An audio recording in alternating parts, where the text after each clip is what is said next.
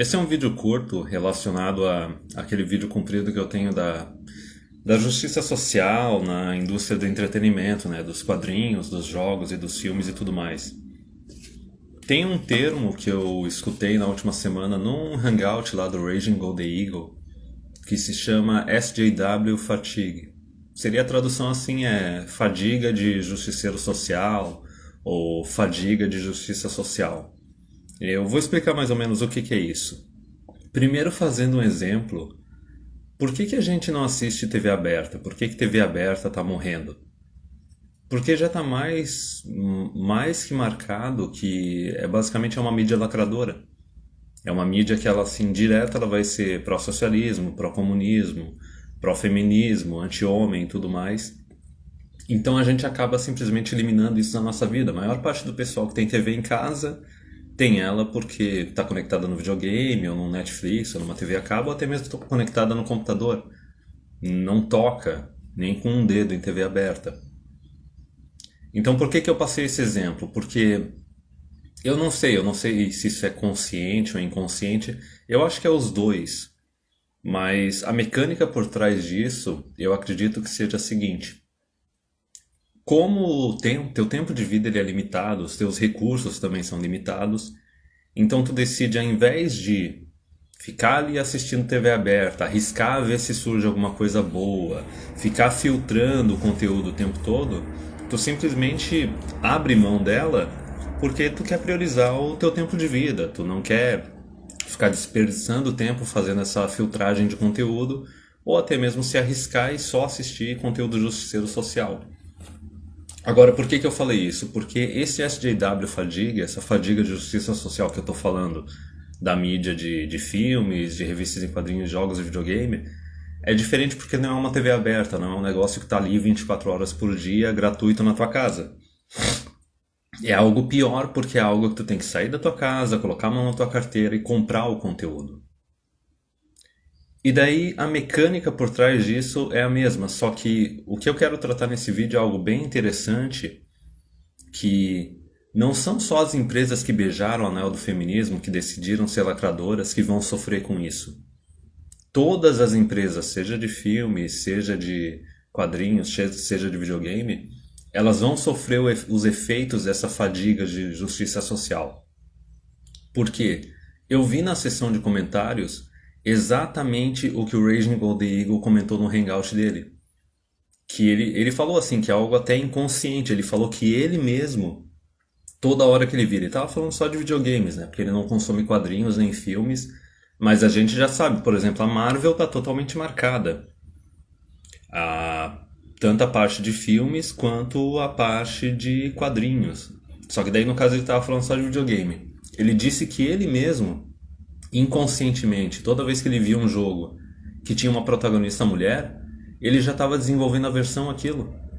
Ele não se dava nem o trabalho assim de ver se o personagem presta ou não, se o personagem é uma Mary Sue, é uma SJW ou não, se o conteúdo vale a pena ou não. Simplesmente ele estava bloqueando. E só explicando o que é uma Mary Sue. Uma Mary Sue é praticamente a Rey do Star Wars. É aquela personagem que não tem nenhum defeito, tudo que ela faz dá certo, ela não sofre nenhuma perda, não tem nenhum crescimento, nenhum desenvolvimento de personagem durante a trajetória dela no filme. Nos filmes, no caso. Um outro exemplo clássico de Mary Sue é aquela Malévola da Angelina Jolie. Se tu quer um melhor exemplo de filme feminista, de filme com Mary Sue, filme lacrador, aquele ali é o melhor que tem. Mas enfim, na seção de comentários o pessoal começou a falar, por exemplo, do trailer do Red Dead Redemption. Eu não lembro de qual outro filme também que começaram a falar. E daí eu comecei a analisar os casos. Teve um até que falou assim, daqui a pouco vão fazer uma versão mulher do Hulk. Tá, mas já existe, cara. A mulher Hulk foi criada lá na década de 70, 80 e tipo era uma personagem massa pra caralho. Foi só nos últimos 10 anos que destruíram ela, entendeu? E daí, por que eu tô falando isso? Porque até mesmo empresas assim que não beijaram o anel do feminismo, como por exemplo a Rockstar com Red Dead Redemption 2, ou até mesmo a CD Projekt Red com aquele Thronebreaker do Gwent, Não são empresas que têm histórico de fazer justiçada social nos jogos deles, não tem nenhum precedente. Só que porque estão fazendo um jogo que tem uma personagem principal, uma coadjuvante mulher, que talvez não seja justiceira social ou não, a gente tem que analisar, já está sofrendo os efeitos disso. Já tem gente falando, não, isso daí é lacrador, não, não vou comprar tal jogo. Porque é exatamente aquela mecânica que eu expliquei. Tu chega numa hora assim que dá uma fadiga tão grande que simplesmente tu quer pegar um conteúdo garantido, tu não quer correr o risco de gastar o teu dinheiro, desperdiçar o teu tempo num conteúdo de justiça social. E é que nem eu falei, não são só as empresas que comprovadamente fizeram isso, como por exemplo a Ubisoft. A Ubisoft, a BioWare, a Electronic Arts e a DICE com o Battlefield Vagina. São empresas que não têm esse histórico, também estão sofrendo esse efeito. E não se sabe qual é o tamanho dos efeitos financeiros que isso vai ter. Mas a gente pega assim população masculina, cara, não só população masculina, é metade da população mundial, como é a maioria nessas mídias de entretenimento. Então, se agora já tem algumas empresas que estão se ferrando por causa dessa escolha de justiça social, mais pra frente o negócio vai piorar. Só que, como eu disse, a questão é que não são só as empresas que beijaram o anel do feminismo que estão se ferrando com isso. São empresas que não beijaram o anel do feminismo, não fizeram justiçada social nos jogos, também estão sofrendo esse efeito. Porque, como eu disse, é algo consciente e também inconsciente. Basicamente, a tua mente ela quer se preservar. Tu não quer se estressar, tu não quer desperdiçar o teu tempo, então tu desenvolve uma versão natural ao negócio e vai se afastando.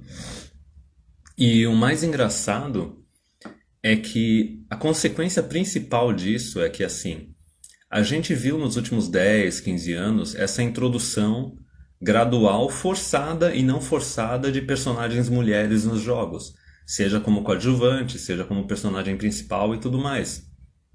Só que, como a gente está tendo essa aversão, está tendo essa fadiga de justiça social, as empresas que não quiserem se incomodar, não correr risco de ter perdas, de querer alcançar o máximo possível do mercado e vender o máximo possível, elas vão ter que simplesmente abrir mão de personagem mulher.